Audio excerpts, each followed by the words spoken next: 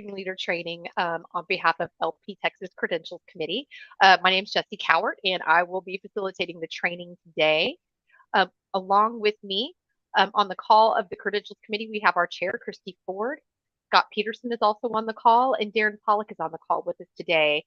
Credentials Committee members that couldn't join us today are Jocelyn, Bo, and Joe, and they will probably be on some of our future trainings. So this is a 3 training series. You only need to attend one of them.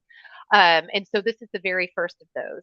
And what we'll be doing today, of course, is just going over our general election timeline and talking about various precinct notices that need to go out, convention notices that need to go out, or county convention notices as well, really just focusing on our sub-state conventions. So our convention process is broken down into geographic parts. So we start with our precinct conventions, and then we go to county convention, district convention, and then eventually state and national conventions.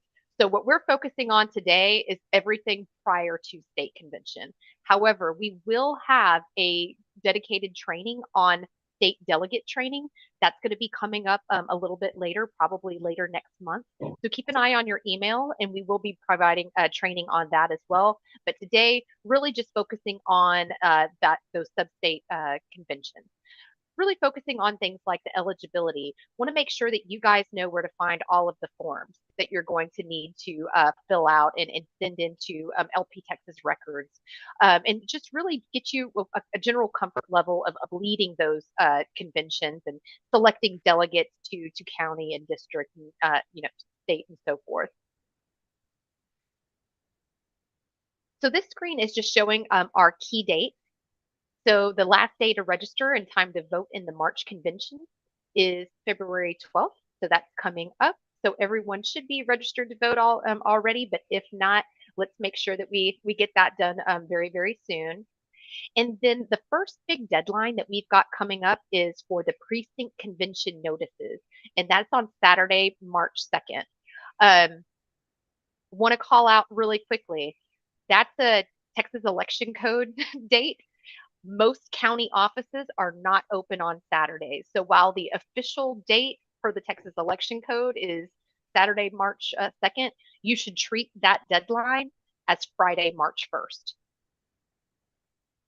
We do have a lot of things coming up in March.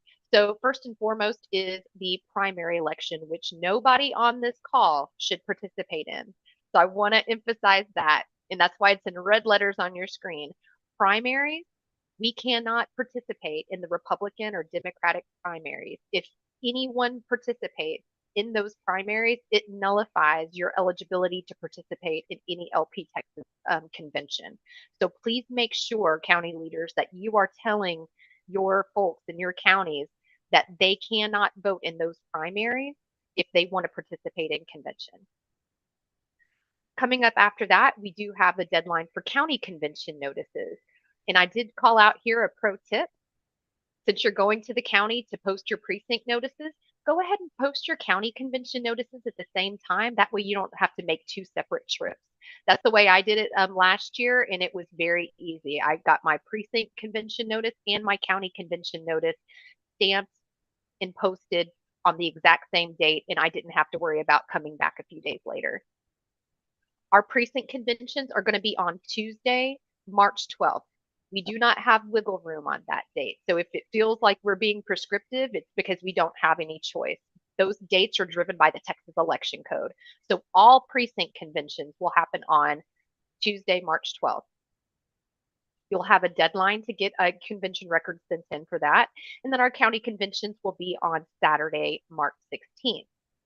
The following Saturday will be district conventions where applicable. And I say where applicable because you may not actually have a district convention that you participate in. District conventions are for those conventions to consider the nomination of candidates that are part of a district that touches multiple counties. So, for example, I am in Congressional District 2, which touches both Montgomery County and Harris County. So as chair of Montgomery County, I'm partnering with the chair of Harris County to kind of determine the location and date of that district convention that will have to be on March 23rd. And then we will have a deadline for our county convention records to be sent into LP Texas as well. And we'll talk about that in a little bit. Big date, of course, is going to be our state convention. Our state convention is going to be in Corpus Christi this year, and that is the weekend of April 12th through 14th. And that is our high level timeline. I do want to real quickly just share with you, if you haven't checked out the LP Texas site yet,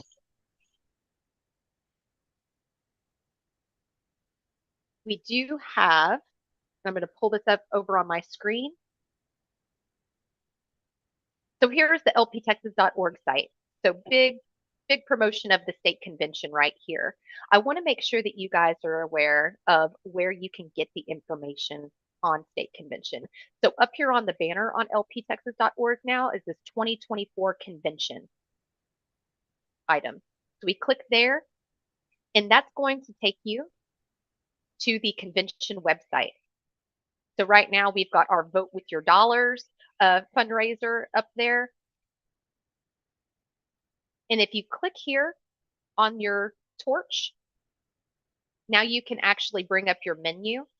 And what I want to call out here is if we go under About, a couple of things I want to call out here. So one is the 2024 election cycle. So this has a lot of the dates that we just covered on that last slide, but also has a lot of dates about when candidates need to be certified and things like that. So we have some dates rolling up all the way up until the November general election. So this is a very helpful page to reference. Also under About, we have training and forms. Training and forms, the PowerPoint that I'm delivering right now is linked right here. And the convention forms that we'll be referencing during today's training are located here. This is where you can go and download and print all of your forms that you're going to need for the various conventions. All right. So that is where you can get your resources, and I'll reference that here throughout the session. So we talked about convention notices. So we do have a mandate from the Texas Election Code that requires that notices be posted prior to convention. So again, that deadline for precinct notice convention notices is Saturday, March 12th. Again, we're treating that as Friday, March 1st. And then the deadline for county convention notices is Wednesday, March 6th. And again, recommend you just take care of them in one trip. That way you don't have to go to the courthouse more than once, right? So basically what you need to do is post the date, the hour, and the place that your precinct and county conventions are going to be convening. Also, you need to make sure that it's easily found through a search engine. So there's a couple of things that we want to make a recommendation on here. So first, if your county has your own website, so for example, mine is lpmontgomery.org. If you have your own county website, you must post your convention details on your website by these dates. If you don't have a county convention website, that's okay. What I would recommend in that case is to hit any of your social media channels that you may have. Social media channels are a great way to get it out, especially like if you have, a county Facebook, you can create Facebook events. You can put it out on your Twitter, your Instagram, your what have you. So make sure that you just really kind of hammer the convention dates and locations on all of your social media. And the other thing that I want to make sure that everyone is doing is on the lptexas.org page, if you go under more, there is an option here for events. We need every single county to have your precinct and county convention details on the LP Texas events calendar. So what you would do is click on the word form here, and it's just a form that you fill out and you'll give the details. So you might say, Montgomery County precinct convention or county convention, and you provide all the details. Where's the venue, the address, the date and time, who the contact name is. Usually that's the county chair. The email, do you want that to be visible? Contact phone number, do you want that to be visible? If you have a social media link, like perhaps to one of your social media channels or to your county website, you can include that here. And then in the description, this is really good to kind of give people the, hey, here's what you need to bring with you, like bring your voter cards with you to precinct convention, etc. So please, county leaders, make sure that you are not only getting all of your convention notices posted at the, through the county clerk, but also that you're putting it on the lptexas.org page using that events form, and then most certainly getting it onto your county website if applicable, and if not, applicable, then making sure you hit your socials. Very, very important that we are able to prove it that we did this, should anybody come asking.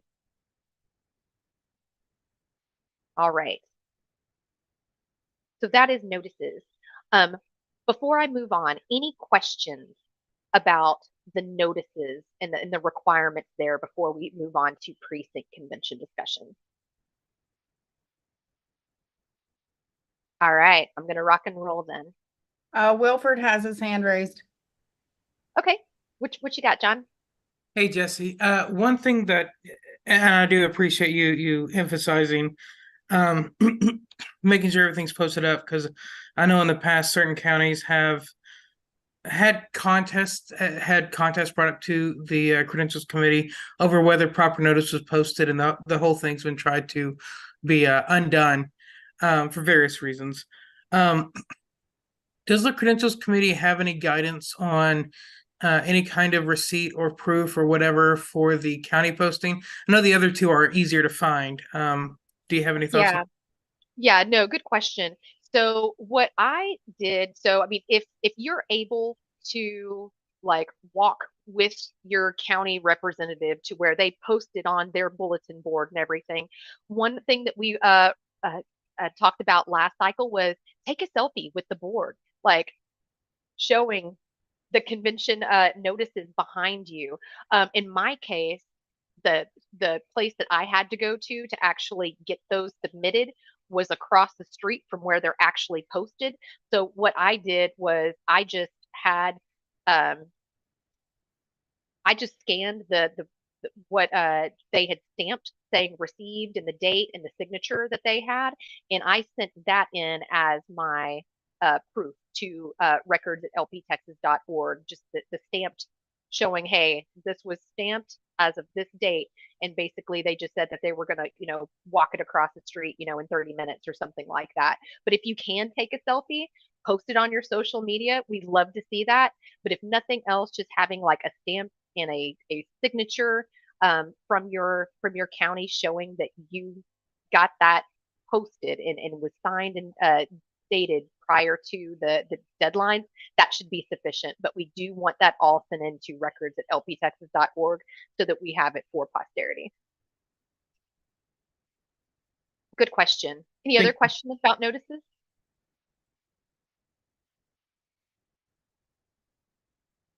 Awesome. All right, gang. Well, let's talk precinct conventions. That's the first of the cycle is the precinct. It all starts there. And so again, that date is going to be on Tuesday, March 12th. No wiggle room there, guys, right? So that is the date that is mandated by Texas election code. So the county executive committee will set the convention location and convening times, which again, we want to make sure you're taking care of those notices and getting that posted on your socials on lptexas.org. Convening times, we generally recommend, kind of in that 7 to 9 range, just because it is a Tuesday. We want to make sure that, folks have an opportunity to get off of work and travel to wherever they need to be. To the extent that you can, centralize it in your county, the better, just because, you may have folks coming from the north part of the county, the south part of the county, east and west. So the best that you can do to kind of centralize that, the better. We did have an update to our LP Texas bylaws around this, and I did call it out here in red text. So no precinct convention, if held on a Monday through Friday, may convene prior to 7 p.m. in a county with a population over 500,000 people, or 6 p.m. in a county that has a population at or fewer than 500,000 people.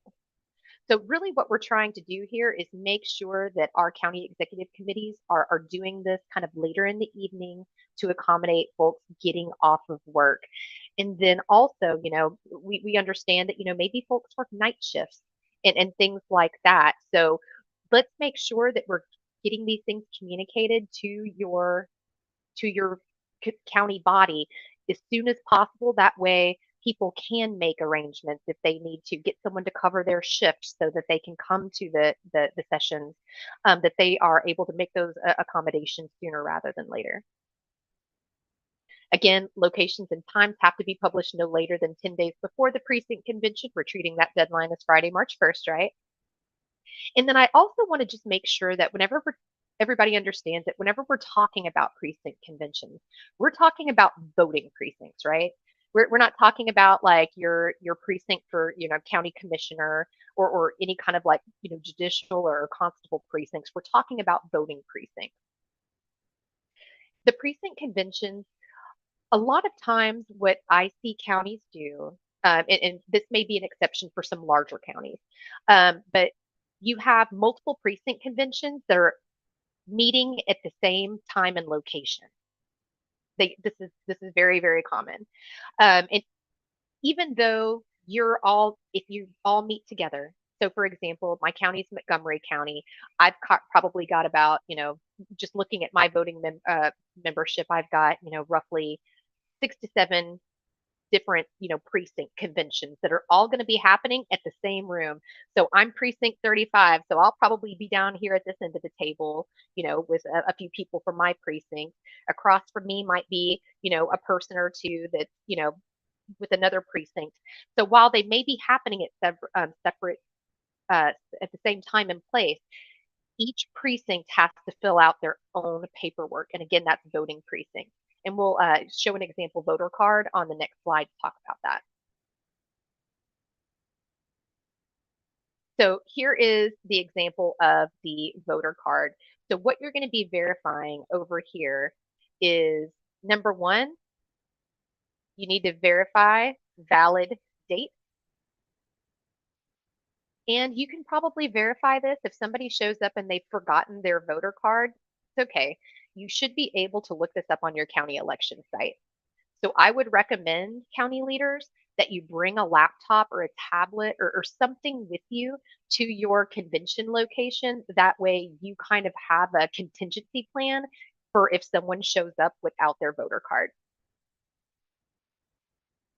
And then here is where we have the voting precinct, right? So in that red box, voting precinct, not county commissioner precinct, not constable precinct or anything like that, voting precinct. And then we can stamp or write libertarian here once someone has completed their oath of affiliation. So who's eligible for a precinct convention? So they must not have affiliated or participated in the primary of another party. They must be a qualified Texas voter, which we can validate with their voter card, and generally support the party statement of principles. Whenever they sign the precinct convention roster, there is an oath of affiliation at the very top of that. And by signing it, they are signing and affiliating with the Libertarian Party. I'm going to just real quickly bring an example over here. So first, and I'll try to make this a little bit bigger for you guys. We talked about the notice of the precinct convention. So this is just kind of an example. So notice is hereby given to the registered voters of your county. So, Bell County, Denton County, Harris County, that the Libertarian precinct conventions will be held on this date. And then this is an example of one where all the precincts are happening at the same time and place. You could just say, hey, it's happening here. Here's the address. Here is the time. And this is for all precincts. If you are a larger county and your precinct conventions are happening in different places, you'll need to call that out, right? So here's a different example. All right, so these precincts are meeting here at this date and time, and then all other precincts are meeting at this other location at this time. So if you are splitting it up, the precinct conventions in separate locations, you do need to call those out separately on the form. The oath of affiliation I was just talking about. So this is the precinct convention roster and oath of affiliation. So again, it's saying that whenever this person signs, and every person has to sign, that they are affiliating with the Libertarian Party. Something new on this form, this term that I wanted to make sure that I call out is this share info box. So this could be just a check mark, a yes, or something like that. What we have found in the past is that we have had candidates, candidates for officer of LP Texas, candidates for actual political office representing Libertarian Party of Texas, who have reached out to the Credentials Committee in the past and said, hey, I would really like to, get a list of all of the delegates to state convention so that I can introduce myself and just tell them what I'm about and everything for consideration of my nomination. Like, and this is usually for state level candidates, just to say it. If you say here that you want your info shared, then Credentials Committee will provide that delegate's information. If that delegate does not want their information shared with candidates, then they should say no. So this is new. This box is new for this term, and this is just a way for someone to signal like, yeah, I'm interested if the candidate wants to contact me. So again, we will need to have multiple precinct convention forms turned in per county, more than likely, unless you're like a one county show, in which case you will be your precinct person and you only need to turn in one. But it does need to have, for each precinct convention needs to be filled out. And at the very, very bottom, the precinct convention chair needs to sign it.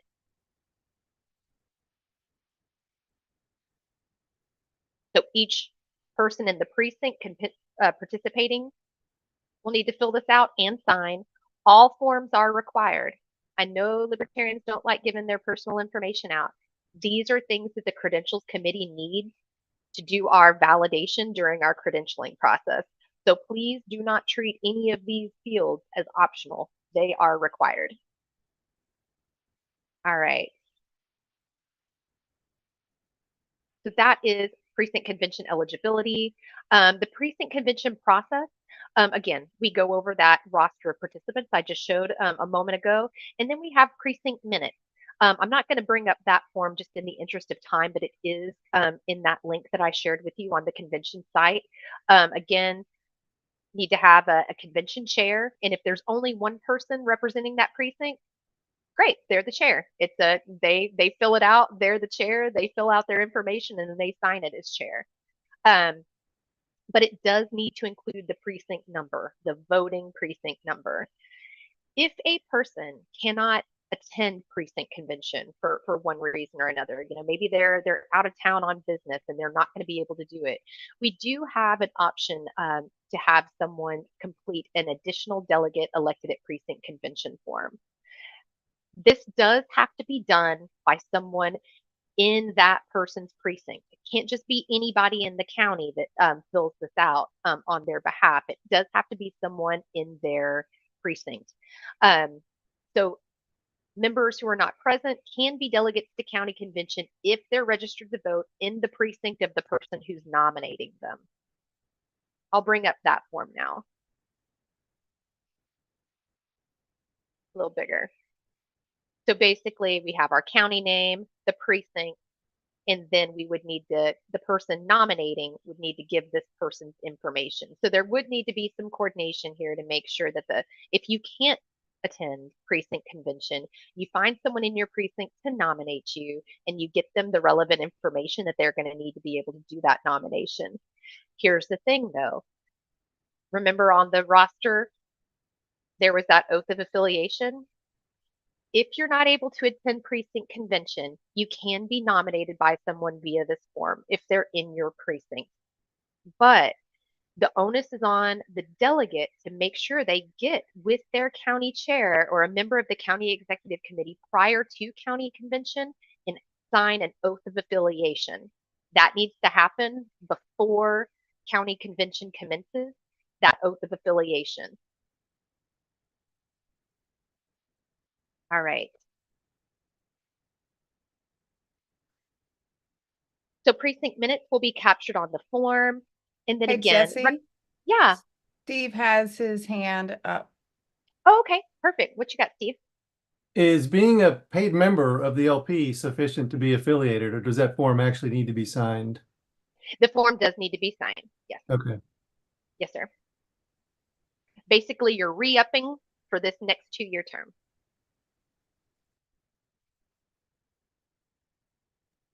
RJ right. has his hand up too. Okay. Yeah, I just wanted to just follow up on what you said at the very last of that part was if for whatever reason the person wasn't there and they needed that oath of affiliation, wouldn't it technically have to be done by the deadline for us to submit the records to the records of LP Texas, for the precinct conventions? Or would it be allowed, say, if we have our county convention at 7 and they showed up at like 5:30 and did it then? You know what I mean? Yeah, no, I see what you mean. I think that would be fine, just to say it. And I'll defer to other members of the credentials committee on that. As far as the deadline to get the paperwork sent in to LP Texas, we will have that additional delegate form that's submitted whenever you send in all your precinct paperwork. But yeah, no, to your point, if precinct convention's at 7 o'clock and they say, hey, can I meet you early so I can fill out this oath of affiliation before the county convention? I think that's okay. As long as we already have that additional delegate form on record, so long as they complete it, and this is, kind of at your discretion as county chair as well, making sure that you coordinate with them and have that oath of affiliation on file and just make sure that that gets sent into records. I don't know that we would be so stringent from a credentials committee perspective to say that that has to happen by that 3-day deadline. Christy, thoughts on that? I don't think there's anything in Texas election code or our bylaws that specify that, RJ. So I think we have a little bit of latitude there. No, if they're not able to attend precinct and have the additional delegate convenes, then you are fine. Okay. Good question, RJ. Thanks. All right. Dave had asked a question in the chat, and I think Scott covered it, but Okay. he was asking deal. about a limit on delegates to county, or is that based on the county bylaws? Got you. And Amanda, I'm going to be pausing at the end of each section for questions. So we'll get back to questions here in just a second. All right. So again, make sure the precinct convention chair, this is our recommended practice. Obviously, we're going to have multiple precinct convention chairs in some cases. So recommend the precinct convention chair makes an electronic copy of the records and then gives the originals to the county chair. And then before that 3-day deadline, which again, that's going to be Friday the 15th, need to confirm the county chair has submitted those records to LP Texas. And so that could be as simple as the precinct chair just taking the cell phone, taking a screenshot of it, and then just following up with the county chair to make sure, hey, have all the precinct records been sent in. Usually what I'll do as county chair, whenever I send them in, I'll usually copy my precinct chairs so they know that I've taken care of that. All right. Okay. So now this is where I was going to pause for questions before we went on to county convention. What other questions do we have out there, team? I had a question. Yes. So if you don't have someone show up at the precinct for your voting precinct, I think we have 4 in Blanco. Do you still file paperwork for that precinct and document that, or how would you handle that? Yeah, no. So if you only do precinct conventions for the people who show up to precinct convention, right? So let's say you've got, precinct 35, precinct 80, precinct, at 59, you've got like 3 precincts and only folks show up for, 2 of the 3. In that case, what you would do is you would only have 2 precinct conventions. So Everybody who's part of Precinct 35 would be on the Precinct 35 Precinct Convention roster. Everybody who's on Precinct 80 would be on the Precinct 80 Convention roster. And if nobody showed up for Precinct 59, then a precinct didn't occur for that. And so no one from Precinct 59 will be delegates to county convention. Okay, thanks. You're very welcome. No, good questions, guys. What else do we have? Wilford. Hey, hopefully, and with the indulgence, do you mind if I give a few tips that I think maybe weren't covered there? Yeah, absolutely. Please.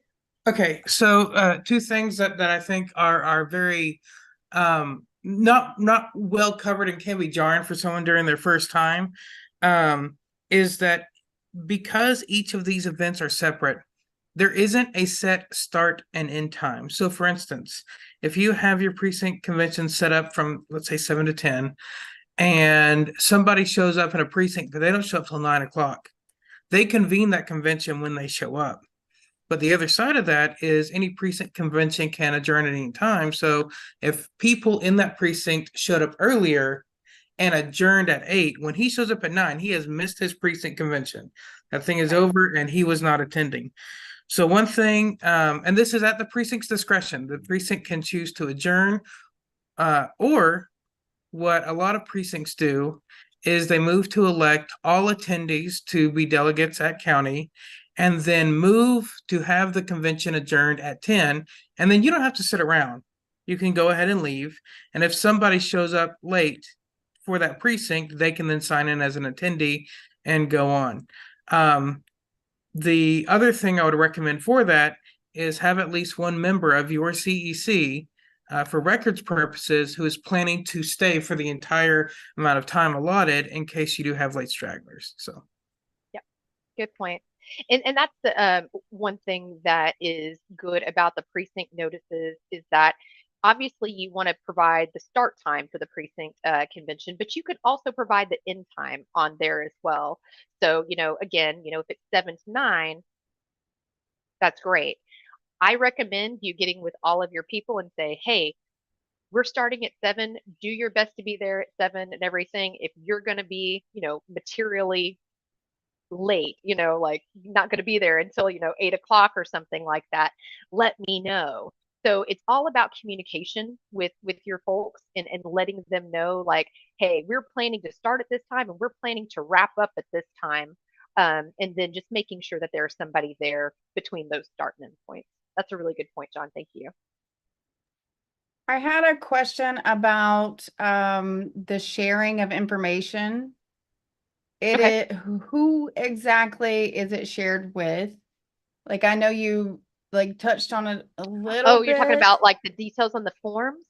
Yeah, Yes. no, good question. So these forms are visible to all members of the Credentials Committee.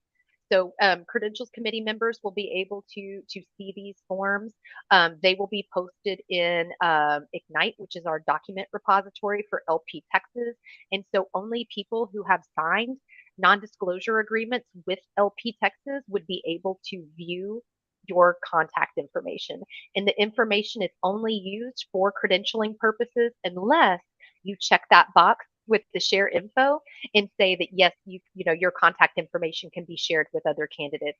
If you do not check that box, it is not used for anything other than credentialing purposes. And again, everybody who is viewing that, everyone who is on the committee or anyone who has access to Ignite has signed non-disclosure agreements with LP Texas. So would that just be like Texas candidates, or would that, if someone running like for a national campaign, could they access that if they asked LP Texas for it? They would need to ask the Credentials Committee. Yes, so they would need to come to us. But yeah, I mean, if it's somebody running for officer of LP Texas, somebody running for public office, somebody who is running for well, I guess once you get to national, at that point, state delegates have been selected, and that's really more maintained by the LP Texas secretary at that point than the Credentials Committee. So I probably wouldn't want to overstep on that. We may want to tag Anastasia Wilford into that conversation. But yeah, I think if we're talking about reaching out to folks for elections that are going to happen at national, I think at that point you're dealing with the LP Texas secretary as opposed to the credentials committee, because those elections are happening at state convention. Okay, thank you. Yes, ma'am. All right. Okay, Excuse I me. have one before you go on. Yeah, please. Any advice? I think I ask this every convention cycle, but any advice on verifying whether people voted in the primary or not? I mean, do we have to look each one of them up on the voter convention, or is there some way that we can get a list and check off the list? Yeah, no, that is recommended. And we'll talk about that here in just a moment. So the primaries are happening on March 5th. What I recommend is reaching out to your county elections administrator sooner rather than later and finding out how you can get a list of people who have participated in the Republican and Democratic primaries. That way, whenever they show up and you've got their voter card, you see their voter UID, you can then go and do a search for that voter UID on the list of people who participated in the primaries. And if that doesn't come up, great. But yeah, it's a little bit odd because it works different in different counties. And so I'm so sorry, guys. So for example, some counties are very forthcoming with that information. Sometimes counties will require you to pay for that information, whereas some counties will provide it for free. It really just depends on your county. So yes, I would say start making that outreach to the election administrator sooner rather than later, and just let them know, like, hey, Texas election code mandates that people are not eligible to participate in our conventions if they've participated in the primary. We don't need names or addresses or anything. We're not asking for confidential information, but if we could get a list of at least the voter UIDs of all the people who participated in those primaries, that will help us ensure that we are doing the appropriate validation for our conventions. But that is a good point, because we do need that to happen at the county level, because credentials committee will not be able to do that across all affiliated LP Texas counties. Very good question. One more thing I forgot to mention earlier. You mentioned going to your county site to validate voter registration. That works very well in larger counties. If you're in a smaller county, your county website may not have that information. But if you will Google, "Am I registered Texas?" it will bring up the Texas Secretary of State website, and you can get the information there. Yep. Another good point. Thank you. You got a question on YouTube from Nolan. You want me to read it to you? Sure. Hi, Nolan. So currently running for the Precinct 1 County Commissioner for Guadalupe County, would those in just my precinct would have to not motion and vote to nominate me at the county convention? Yeah. He's asking if just the precincts that he's representing as county commissioner for precinct 1, if just those voting precincts would have to nominate him, or if it would have to be the entire county. No, that would be the entire county. Yeah. And just to say it, I want to make sure I emphasize again, and I know we were just talking about precinct convention, so we're kind of getting into the county convention stuff with that question. But again, whenever we talk about precinct conventions, we're talking about voting precincts, right? But yes, so Nolan, to answer your question, you would be nominated by the folks that are participating in your county, because it sounds like that is a race that is wholly contained in your county. So everyone in the county would be nominating or in voting on that, not just people who are part of that precinct.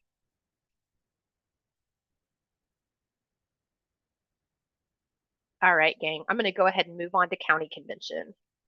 So again, county conventions are on Saturday, March 16th. So the county executive committee will set the location, dates, and times. Again, make sure you get those posted. Recommend you do it at the same time as you post your notices for precinct convention. And then again, what I want to make sure that you guys are being planful for is that county convention will take longer than precinct convention.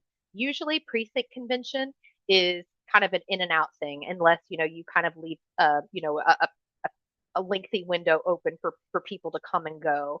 But it's important that whenever you are reserving a venue, if you're doing that kind of thing for your county convention, that you're allowing, like, an adequate amount of time, so you're going to be doing a lot more at county convention than you were at precinct conventions. Precinct conventions is basically people signing their oath of affiliation, and they're done. They're kind of free to go. County conventions, there's a lot of things that need to happen.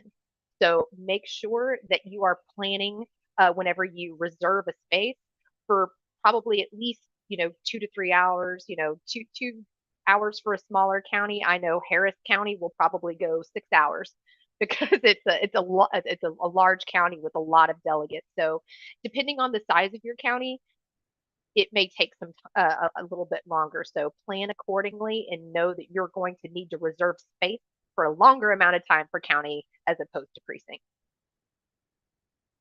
All right.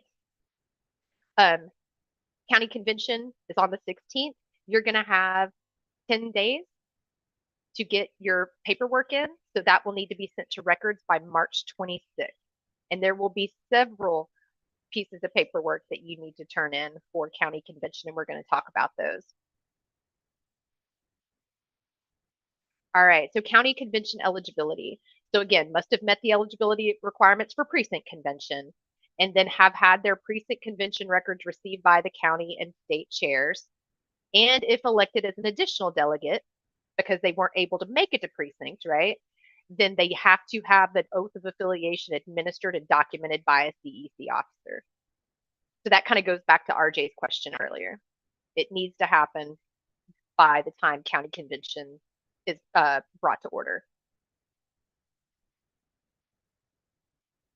All right, process in minutes. So in most cases, this is going to be documented in your bylaws. First is a call to order, and usually that's done by the county chair. If the county chair is not able to make it to county convention for some reason or another CEC officer can bring the meeting to order. And then we go through the roster of participants. So that's established to determine quorum as defined in the LP Texas bylaws for party convention quorum.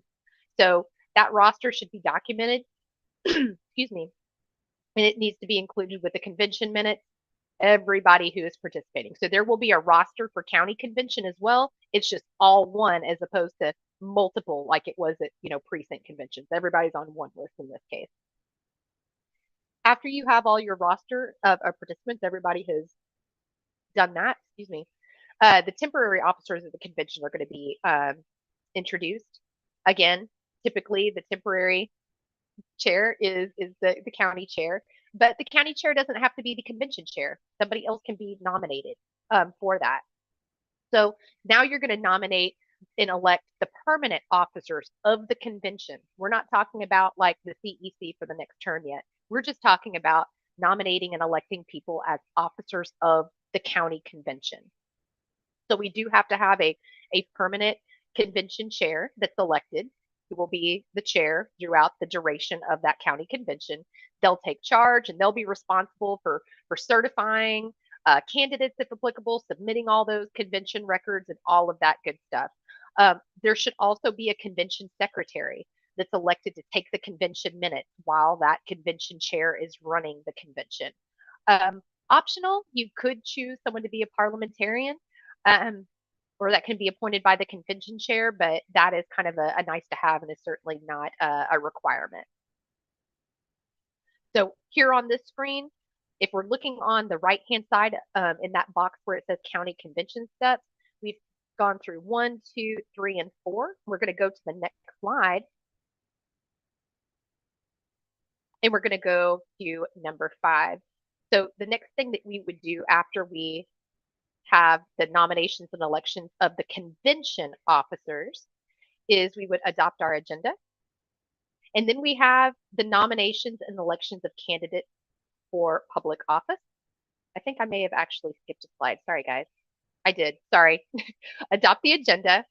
And then nominations and elections of candidates for public office. So again, these are for races that are for county office or for district offices that are wholly contained within the county. So as you guys know, some House districts are wholly contained within the county, or some Senate districts may even be wholly contained within a county. If that's the case, then those candidates are nominated at county convention. They only have to be done at a district convention if that office touches multiple counties.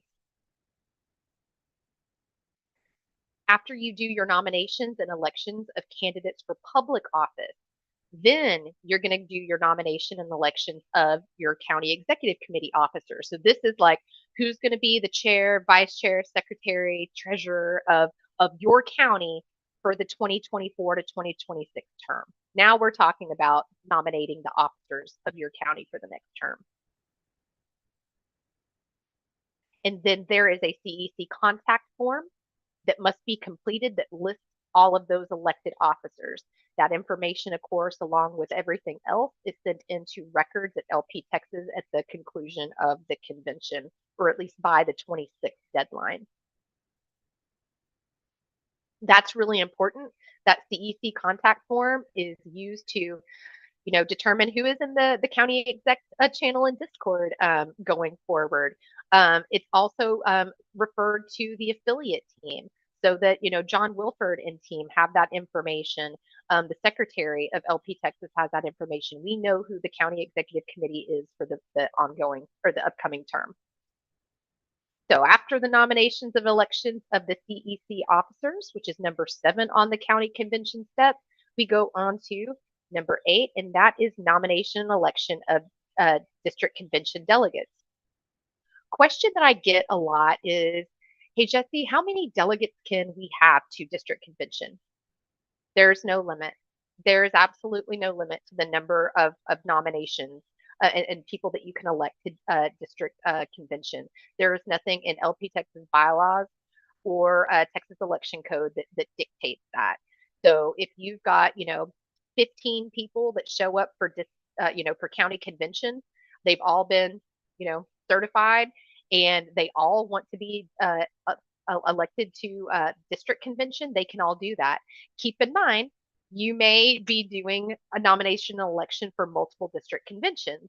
So for Montgomery County, this particular term, it's pretty simple, right? We only have Congressional District 2 district convention that we've got to participate in. So we would only elect delegates to go to that particular convention. Last term, though, we actually had someone who was running for State Board of Education. So we actually had 2 district conventions that we needed to send delegates to. So you can do a nomination and election for each of those district conventions for folks who want to participate in that process. So county leaders, you need to know what district conventions are applicable to your county going into that.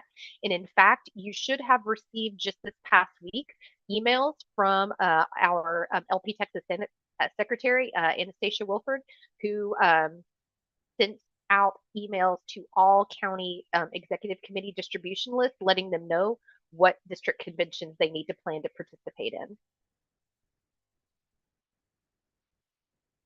All right.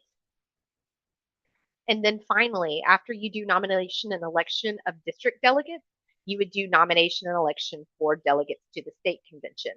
This is different, right? Now we're talking about you have a certain number of seats to fill, right? So you should have received some emails from the credentials committee. Back in December, we sent out the initial state delegate allocation spreadsheet for everyone to kind of validate all of that information. Just so you guys know, we are still open to affiliating new counties. Mr. Wilford and team are accepting those through the 29th. They're still trying to affiliate some folks that kind of fell through the cracks in our CRM transition. Can I interrupt? Yeah, please. Real quick, the motion that was made to allow that was only for the forms that came in during the technical issue. Yes. Yeah. So any new forms after that, we're not allowed to accept. Okay. Yeah. No. Sorry, I didn't really make that clear. Thank you, John. You're right. Yeah. So there was just for those counties that had tried prior to that CRM cutover date. So basically what I was trying to say, and I didn't say it well, was that there may be additional counties affiliated by that 2/29 deadline. And then what the Credentials Committee is going to do is post a final list of all of the affiliated counties and their delegate allocations as soon as administratively possible after that 2/29 deadline. That way you guys have that for reference. But for you guys who are established counties, I mean, unless, you know, you are really just brand spanking new here, you should be able to look at that draft version and know how many delegates that you have for your county going to state convention. So know that going into your county convention. For example, Montgomery County, I've got 6 delegate slots. So I will be doing nominations and elections for 6 delegate spots, and then I would have 6 alternate spots. So if there are people that, you know, maybe don't get enough votes to be delegate, they could potentially be alternates, and then they could go to state convention as an alternate and potentially be seated if a delegate doesn't show up or if they have to step away for a period of time or something like that. So know going into your county convention, looking at that state delegate apportionment spreadsheet, how many delegate seats that you are looking to fill, and be prepared with that information so that you can set those expectations with your delegates accordingly.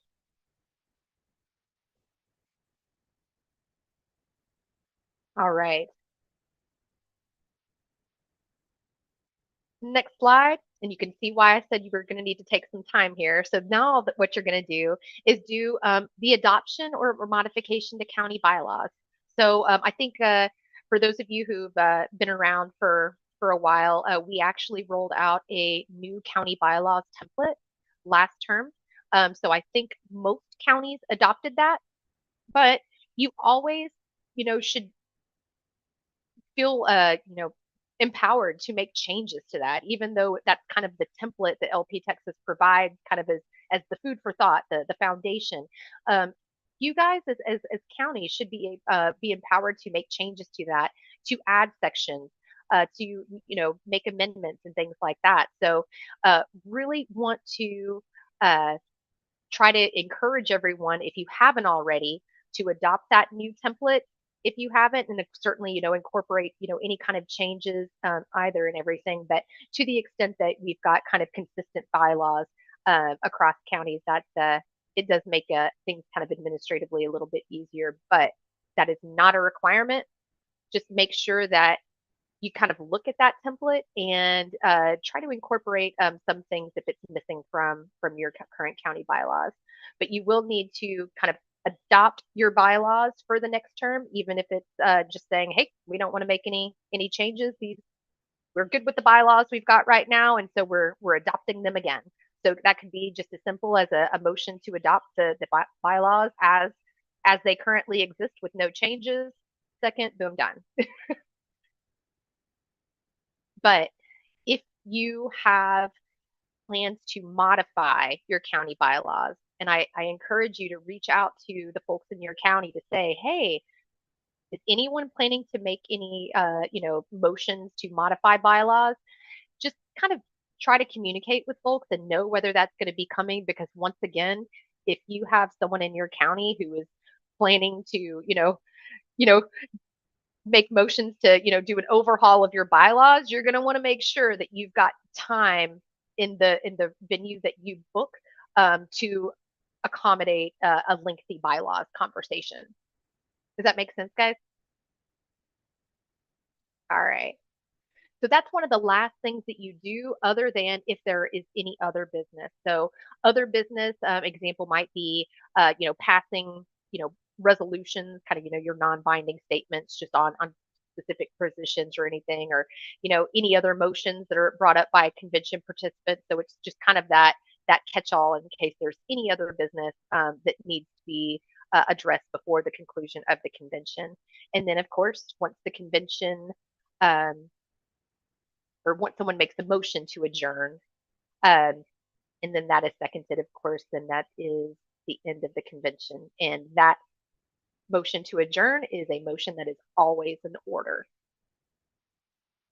And that's county convention. So steps 1 through 11 in the box on the right-hand side. And I will pause again for questions before we go into our final topic, which is district convention. What do we got out there, guys? We had a question brought up about whether or not a county convention can be held virtually, or if someone could be in video chat at a county convention if they're not able to physically attend. So we answer that is if it's in their bylaws, if it's in the county Yeah, I mean, I would think bylaws so. written for that, but they still need a physical location to meet election code. Yeah, But no, was also brought absolutely. up that if someone is not able to attend county but attended precinct, they can still be nominated and elected as for an office, for a state delegate, everything, as long as they can, we're at least at precinct. But if you didn't attend precinct and didn't attend county, then you can't be a state delegate. I'm sorry, Christy. I didn't catch the question in there. I think you were saying the question and your answer at the same time, and I wasn't sure where we were there. Can you repeat? Yeah, if it's really it's clear cut if someone attends precinct and is unable to participate at county, that they can still be part of the process. But if a person wants to be a state delegate but has not attended precinct or county, then my understanding is they're not able to at all. You have to be at one of those conventions, or have to be a precinct. Precinct starts everything. Right. You got it. You got it.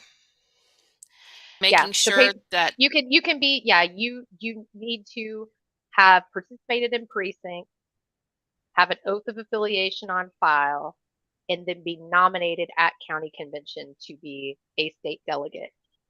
Check your bylaws, guys, because different counties might have specifications regarding state delegate eligibility.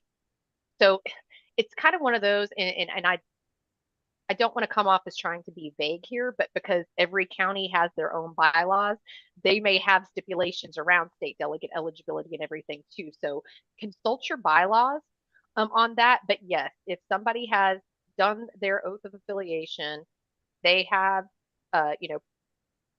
participated in precinct, or that additional delegate form has been completed and everything, they can be nominated as a delegate to state convention. Okay, that helps a lot. Bell County, we actually redid all of our bylaws during COVID, so we made it to where we could virtually in. And I'm looking at the calendar, realizing I have to be in 3 places at once that day, so that actually helps to know. It's very helpful. Cool. Good. Okay, but there does need to be a physical place that things are happening, and that does have to be posted. Whether you guys allow people to remote in, that depends on your bylaws. Great. Thank you all. Yeah, good question. Wilford has his hand, and then Steve Rabbit, and then I do also. Okay, great. Yep, and I wanted to actually pull up the form for delegates elected to state convention. So this is where you'll capture your folks that are elected to state convention. And I did want to call out a new field on this form as well. So this is just kind of based on feedback that we got last term. So we've added this badge name field right here. So obviously, whenever you're filling out these forms, we're getting your government name, right? This is your name as it appears on your voter registration card, first, middle, last name. But let's say you go by, your middle name, or you go by JR, right? And you want your badge at state convention to say, JR instead of your government name. We put this form, this field here. That way it makes it easier for you to communicate that to us. So if you have a preferred name, that you want to be on your badge as a delegate or alternate, this field is here for you to communicate that to us now. Okay, question. Sorry, there were some questions lined up. Yeah, so a couple things from both the affiliate team side and bylaws committee side.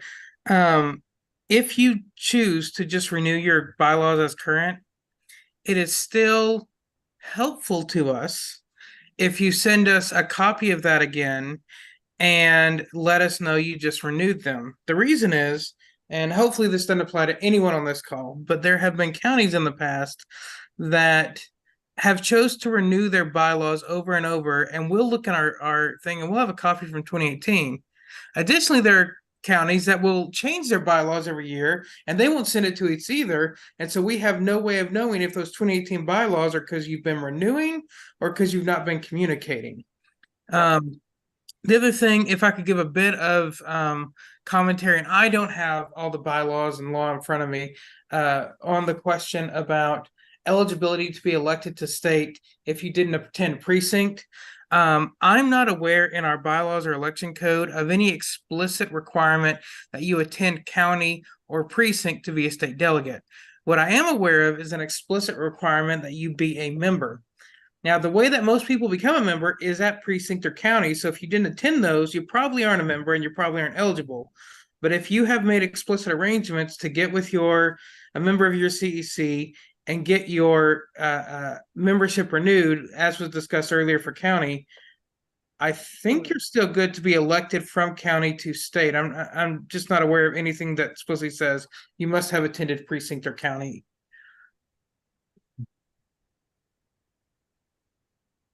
I'm pulling up the bylaws on my screen over here. No, I don't want to misstate anything, but yeah, no, I hear you.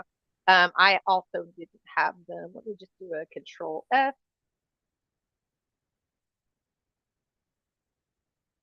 All right, so I'm just going to do.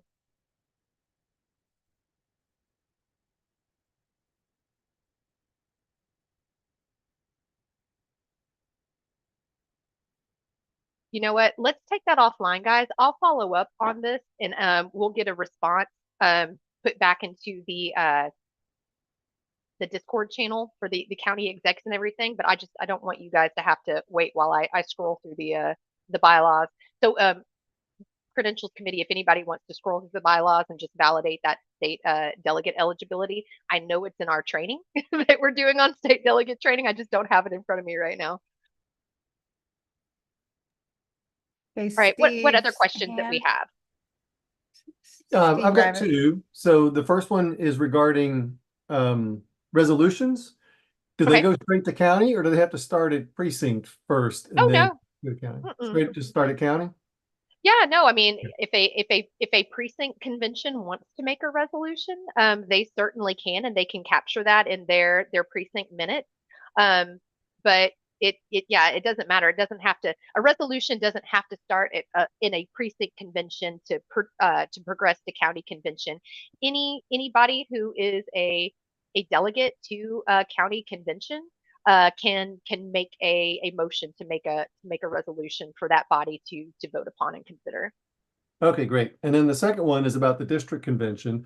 We've got a candidate for Congressional District 21, which is Hays and several other counties in the area.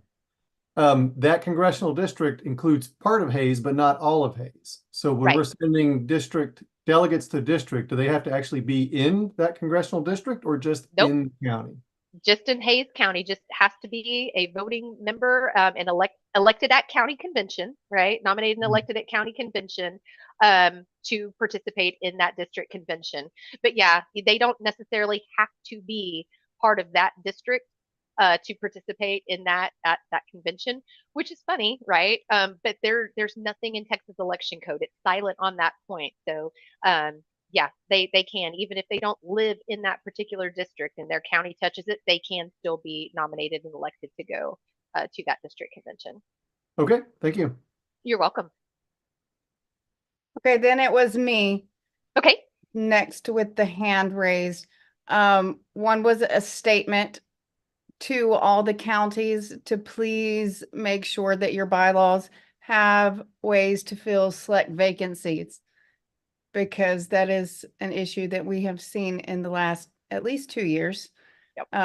About filling select vacancies. And then there was a question on YouTube that says, if county doesn't designate delegates for state before adjourning, what happens?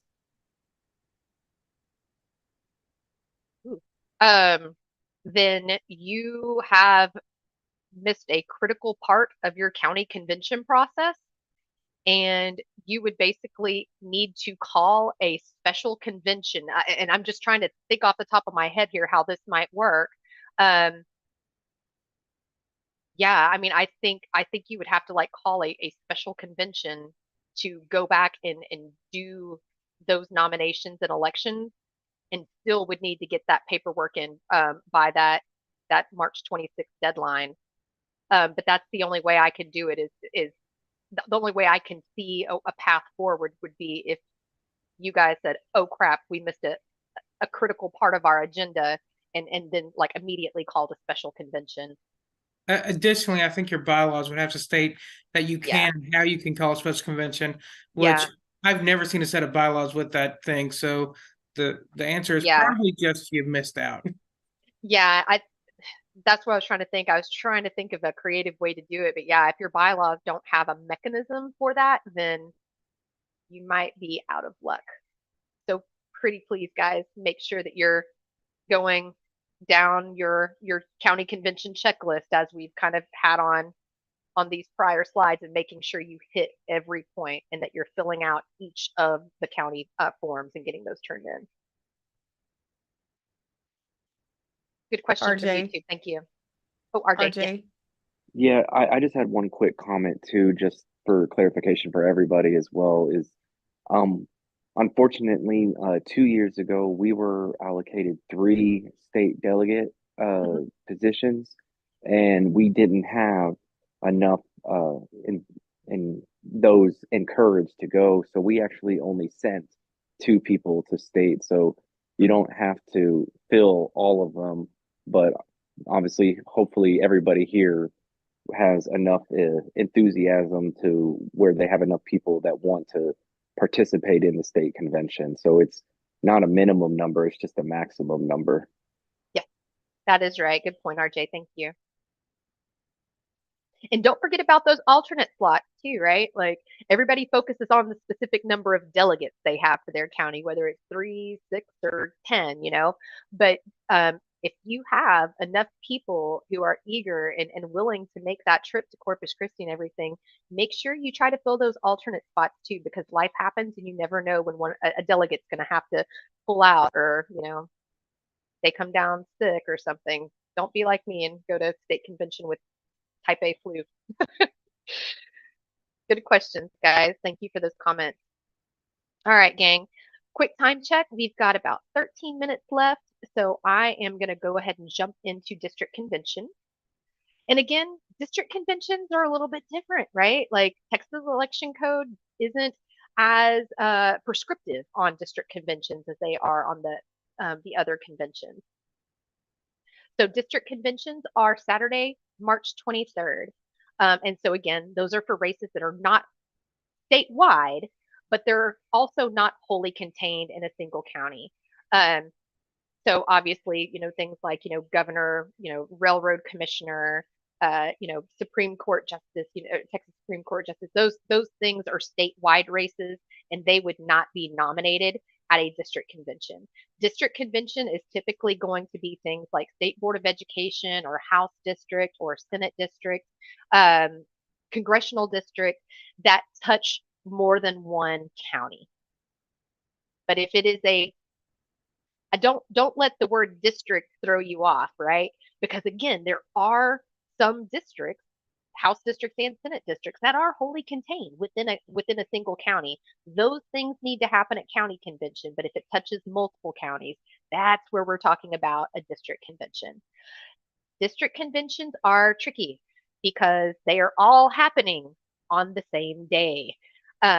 And of course, a county may touch multiple districts, right? We already know that, you know, some counties may have multiple House districts, may have multiple Senate districts that touch them, multiple congressional districts that touch them. So you may have multiple district conventions that are going on the same day. It is going to be critical that you are communicating with your county executive committees of those other counties and coordinating dates and times and being flexible. I'll give you a really good example. So last term in 2022, the chair of Polk County, Mr. Applebaum, he was part of Senate District 3, where there was a district convention going on in Lumberton, Texas. But he was also part of a state board of education and congressional district convention that was happening further south that touched, Montgomery County, Harris County, and some other counties down here. So he is basically trying to get to a district convention that's happening in Lumberton at 11 a.m. And then he just said, hey guys, I just need you to give me drive time, enough time to get from Lumberton to Spring, so that I can participate in both of these conventions. So I guess bottom line on top is start having conversations with your district executive committee members early and talking about, establishing the locations and times of these conventions, and be willing to be flexible to accommodate people, because you have district conventions that are kind of sometimes far flung. It's a gas guzzling day, guys, for people who are eager beavers and want to participate in every district convention possible, and kind of, throw their names in the hat at their county convention. Just make sure that you're talking with each other and being flexible, especially with geographies, trying to centralize it within the district, or, if you've got somebody that's coming from 2 hours away and they're coming in hot, try to reduce their drive time as much as possible. Those are the types of things that you need to start coordinating sooner rather than later, to make sure that we do our very best to accommodate everybody who wants to participate in that process. It is tricky. It is hard. That is the way the Texas election code is written. So that is our lot, until we are able to change the Texas election code. So again, please just be flexible and be communicative and willing to kind of move some things, times around and everything to accommodate people. But start that process sooner rather than later. That way you can lock it in and you can get it communicated. And unlike the precinct and county conventions, there's nothing that says that you have to go to the county courthouse and post district convention notices. There's not a notice process for district conventions like it is for precinct and county. But you do want to make sure that you get it out onto the LP Texas events page, right? So the district convention chair, which is appointed by the DEC, and you may have actually received an email saying that you've been appointed by the chair, will be the person who's responsible for kind of making sure that all gets coordinated, and then also certifying any of the candidates who are nominated and elected for the nomination of that district convention. You can have multiple district conventions in the same place, but they do need to be separate conventions. We did that one, last term. We had roughly the same counties that were participating in 2 different district conventions. So we just said, hey, we'll just get together and we'll have both district conventions at the same location. And you just did them sequentially. We had, the first district convention, wrap that up, and then we had the second district convention, but we were all there together at the same time. So district conventions are a little bit tricky in terms of coordination and stuff like that. So start that process earlier. But you will need to have district convention minutes. So you'll still need to, elect a district convention chair. You'll need to have a district convention secretary that takes the minutes. You'll need to capture, a roster of the participants. And then, of course, you'll need to get the names and addresses, at least, of all of the elected nominees to public office, and including any copies of the certification forms, which, again, are all on that link I shared with you guys earlier. And so those nominees will need to be certified for placement no later than April 12th. So that's basically right before right before our state convention. So eligibility for convention or district convention must be a duly elected district delegate from their county convention and a voting member. That's it. Don't have to necessarily be part of that particular district. You just have to have been elected from the county convention to participate in it. The process, again, you're just calling to order. You're getting the roster of participants and everything, so you can establish quorum. The temporary officers of the convention are introduced, and then you go through the motion of making a nomination for the permanent officers of the convention. So again, you'll nominate and elect a district convention chair, and then recommend a secretary, and as well, certainly parliamentarian optional. And then you'll go through the motions for doing the nominations and elections of the candidates for public office. And again, each district convention deals with one public office. So if you are trying to kind of do a twofer where you have like 2 nominees that you're considering, those are 2 separate district conventions. So you're doing one whole district convention from start to finish. And then you're like, okay, wrap it up. And now we're going to repeat this process for this other district convention. So you can do 2 district conventions in one place, but you do have to go through the motion start to finish on both. I'm sure there's questions on district convention because this is the one that kind of iffy. Questions? What questions do we have out there? Just a minor item, not really a question. You had mentioned that the chair of the district is appointed by the CEC. That is actually the state chair. So if you did receive an email like I did, you may want to have a conversation with Whitney about what you did to upset her. Yeah. Well, yeah. So that's kind of like the temporary district chair. But then in the agenda, you elect the permanent district convention chair. But Correct. yeah. Yep. You got it, John.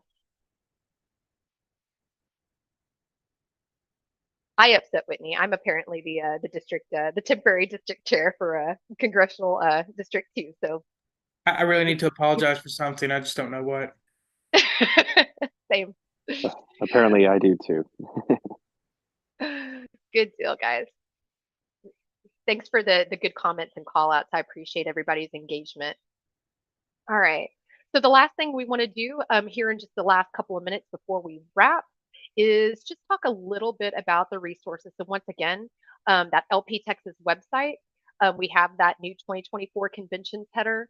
I'll bring that up again just to kind of show that to you guys one more time.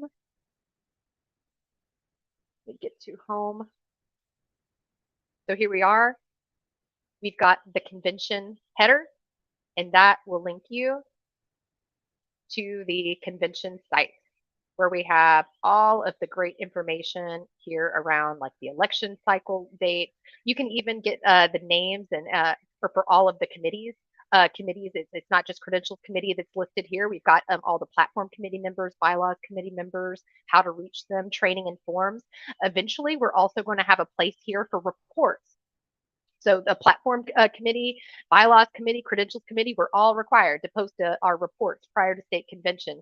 So they will be posted here. And then if you want to get more information, there's the vote with your dollar straw poll for the presidential debate candidate. We've got details out here about tickets for various packages, hotels and travel, exhibitor sponsor information. So a lot of good information here. But as far as what we've covered today, this 2024 election cycle, and certainly the training and forms links are going to be your resources for being successful with your convention. And then of course we still have the draft 2024 state delegate apportionment. Like we were talking about earlier, John and the affiliate team still have a few counties that are in the hopper, so that could change leading up to that 12/29 deadline, but we will get a final version posted just as soon as that deadline comes and goes. And then the final thing I wanted to mention is Robert's rules.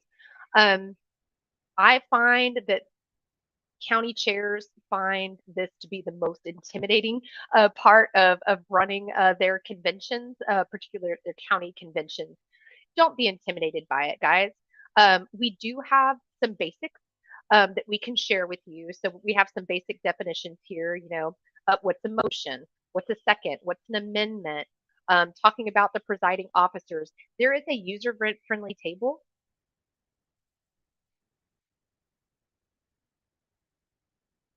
Sorry, guys, this is my work computer. That just gives some details on parliamentary procedure. So if you're feeling kind of iffy about it, print this out and bring it with you. So this is kind of the parliamentary procedure at a glance, what to say, when to say it. So talking about adjourning a meeting or calling for an intermission, amending a motion, vote on the ruling of the chair. So basically this just kind of talks about, you know, some things that may happen through the course of a convention. And can you interrupt a speaker to do this? Does it need a second? Is it a debatable motion? Can it be amended? So this kind of gives a good kind of cheat sheet, if you will, for Robert's rules. The other thing I would say is just last week, in fact, the affiliate team hosted a forum specifically on Robert's rules and parliamentary procedure. So if you didn't attend that session, that was recorded and it has been placed on YouTube. So Mr. Jacob Bradley kind of hosted that. So thank him for that. But this is really kind of what you need, this little cheat sheet. And then the other thing that I would recommend, and I'm hoping you guys can see this okay, is this is Robert's Rules of Order in brief. This is kind of the shorter version. I do have the big thick book as well. I don't think that you should need that to run your county convention, but if you're just wanting to have something to be able to look things up and just want something a little bit more robust than this little cheat sheet, I would recommend this. This is a helpful tool to have. And look at us. Only 1 minute over time. We've got a little bit of a late start with our streaming snafu, so apologies for getting a little bit of a late start, but it looks like we did end on roughly on time anyway. I do want to stay on in case there are any other questions. So I'll open it up to the floor at this time. Any other questions?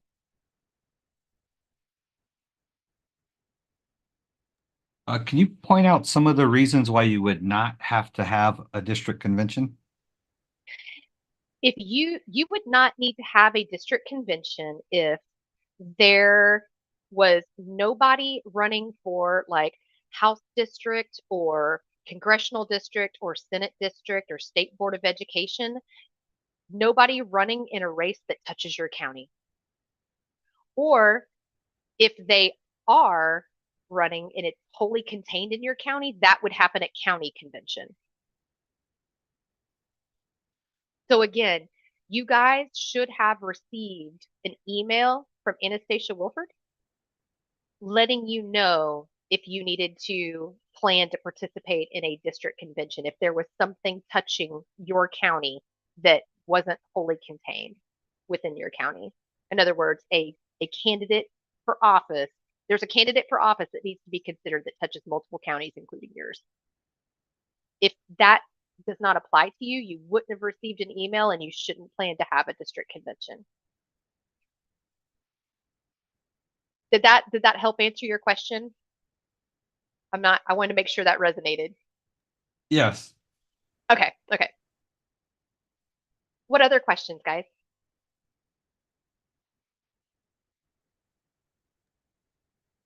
I don't have a question, but I totally want to promo the shop with the awesome convention shirts that are posted on there. So if you go to more store, there is like official Sorry. Austin Hugan.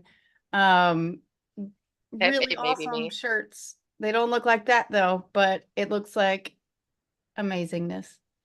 Awesome. Nice plug. Thank you, Amanda. And thank you for everything you do to keep us looking good. All right, gang. All right. I do not want to hold you guys hostage on a Saturday. So if there are no further questions, we'll go ahead and end the training session. This will be posted on YouTube.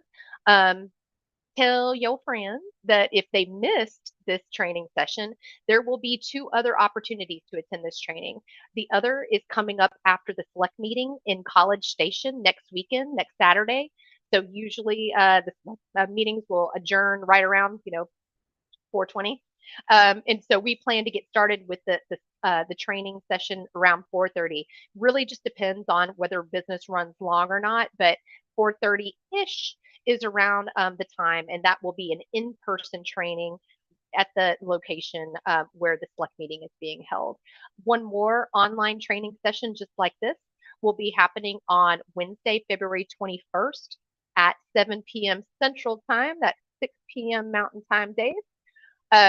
But you only need to attend one of these sessions. So unless you just want to attend again, just to, get a more of a comfort level, you only need to attend one. All right, gang. Thank you so much for your time. Thanks you for all the good questions and for the comments and everything. I really appreciate everybody being so engaged about this. And I think we're going to have a really good convention season. Thank you all very much. Are you going to make these slides available? Yeah, Dave, if you go to the convention site and then go to that training and forums, In there? Okay. the link to these slides is right here. Awesome. Thank you. You're very welcome. And there should be a link in the emails I sent out as well. So a couple of ways to skin the cat there. All right. Thanks for the valuable information. You are very welcome, guys. If you have any questions, credentials@lptexas.org, and we'll be happy to get back with you. Have a good evening. Bye.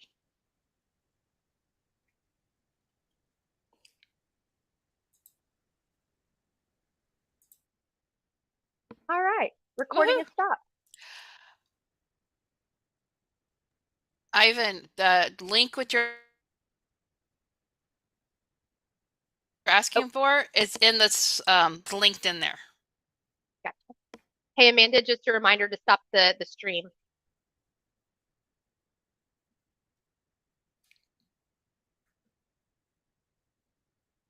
I'm trying to figure it out.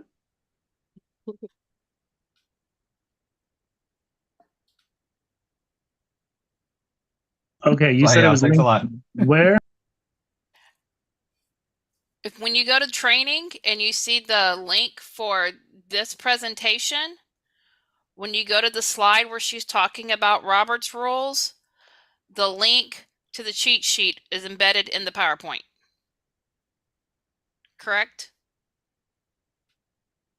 Yes, it is. Okay. Yes, it is. I was like, but if it would be helpful, give me just a second. I can drop that link in the chat. Just a second.